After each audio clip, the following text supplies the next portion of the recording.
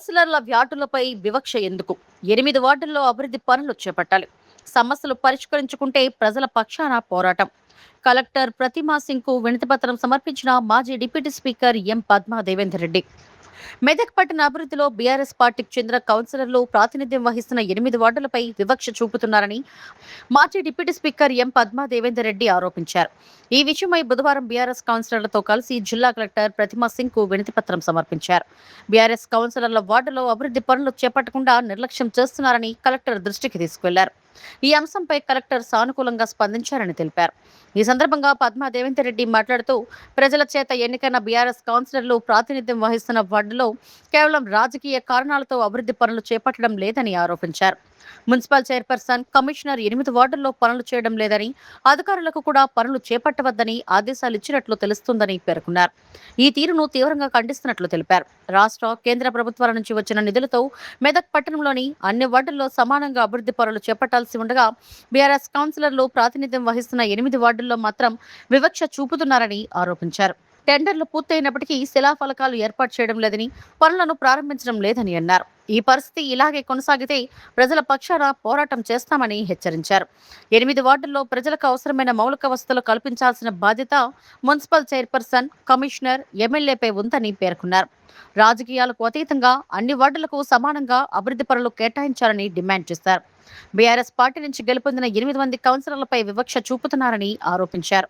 రాష్ట్ర, కేంద్ర ప్రభుత్వాల నుంచి వచ్చిన నిధులతో వీధి దీపాలు, డ్రైనేజీలు, రహదారుల నిర్మాణం వంటి పనులు అన్ని వార్డుల్లో చేపట్టాల్సి ఉన్నప్పటికీ తమ వార్డుల్లో పనులు జరగడం లేదని అన్నారు.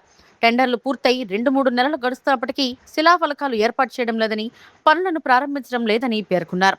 ఇదే పరిస్థితి కొనసాగితే పట్టణ అభివృద్ధి దెబ్బతింటుందని ఆందోళన వ్యక్తం చేశారు. తమ వార్డుల్లో నివసిస్తున్న ప్రజలు కూడా మున్సిపాలిటీకి పనులు చెల్లిస్తున్నారని, వారికి మౌలిక వసతులు కల్పించాల్సిన బాధ్యత మున్సిపాలిటీలపై ఉందని గుర్తు చేశారు. తమ వార్డుల్లో నెలకొన్న సమస్యలను పరిష్కరించేందుకు మున్సిపల్ కమిషనర్ స్వయంగా పర్యటించారని డిమాండ్ చేశారు. ప్రజల చేత ఎన్నికైన ప్రజాప్రతినిధులుగా తమ వార్డుల్లో మౌలిక వసతులు కల్పించాలని కోరుతున్నామని తెలిపారు. ఈ కార్యక్రమంలో మున్సిపల్ కౌన్సిలర్లు జుబేద్ అహ్మద్, ఖాజా సోహెల్ మైనుద్దీన్, బట్టి ఉదయ్ కుమార్, దీపక్ కుమార్, మాయా, గంగమణి, మల్లేశం, స్వరూప, ఫాతిమా, ఇమ్దాం అలీ తదితరులు పాల్గొన్నారు.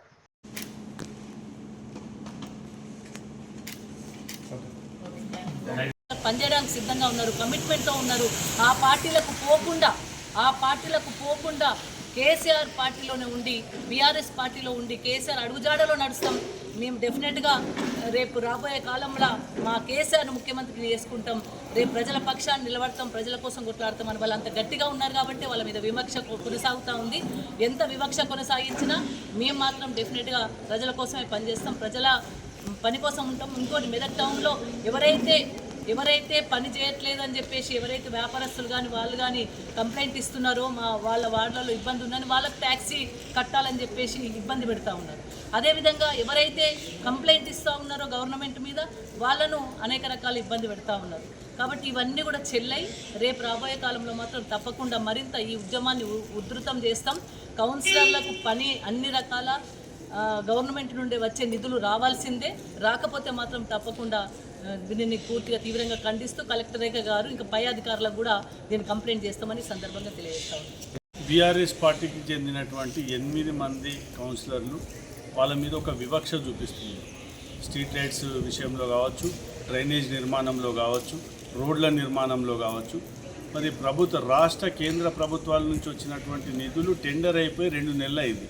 ఇప్పటి వరకు వర్కులు స్టార్ట్ చేస్తలేరు, ఫౌండేషన్లు వేస్తలేరు. మరి ఈ విధంగా వివక్ష చూపించడం వల్ల మెదక్ పట్టణం అభివృద్ధి నష్టపోయే అవకాశం ఉంది. అదేవిధంగా మా వార్డులో ఉన్నటువంటి ఓటర్స్ కావచ్చు, మా వార్డులో ఉన్నటువంటి వ్యక్తులు మరి లక్షలాది రూపాయల ఇంటి ట్యాక్స్ కడుతున్నాం. వారికి మౌలిక వసతులు కల్పించాల్సిన నైతిక బాధ్యత మున్సిపాలిటీ. మరి ట్యాక్సులు మాత్రం వసూలు చేస్తున్నారు తప్ప ట్యాక్సులు తీసుకుంటున్నారు, కానీ మా వార్డులలో అభివృద్ధి కార్యక్రమాలు ఇయ్యము అని అంటే ఇది ఎక్కడి వివక్ష? దీన్ని తీవ్రంగా వ్యతిరేకిస్తున్నాం. ఇదే కొనసాగితే మా పార్టీ అధ్యక్షురాలు గౌరవనీయులు పద్మా దేవేందర్ రెడ్డి గారి నాయకత్వంలో మున్సిపల్ కార్యాలయాన్ని ముట్టడించే కార్యక్రమం కూడా మొదలవుతుందని చెప్పి హెచ్చరిస్తూ తక్షణమే కమిషనర్ గారు వివక్ష లేకుండా, ముఖ్యంగా కమిషనర్ గారు వివక్ష లేకుండా అన్ని వార్డులను సమానంగా చూడాల్సిన బాధ్యత ఆయన మీద ఉంది. రాజకీయాలకు సంబంధం లేకుండా కమిషనర్ గారు వీటి మీద చర్యలు తీసుకోవాలి. తక్షణమే మా వార్డులో మౌలిక వసతుల మీద మరి చర్య తీసుకోవాలని చెప్పి డిమాండ్ చేస్తున్నాం.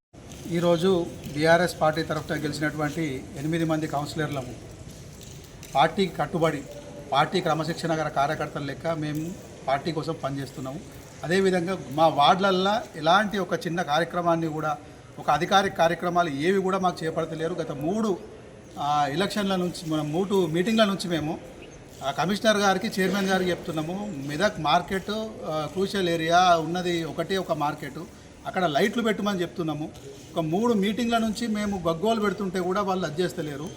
మీరు ఎంత ప్రయత్నం చేసినా మీరు ఏం చేసినా కూడా మేము నిఠారుగానే ఉంటాం. మా మెడలు వంచుదామని మీరు అనుకుంటారు కదా, మా మెడల్ కాదు కదా, మీరు ఏం చేయలేరు.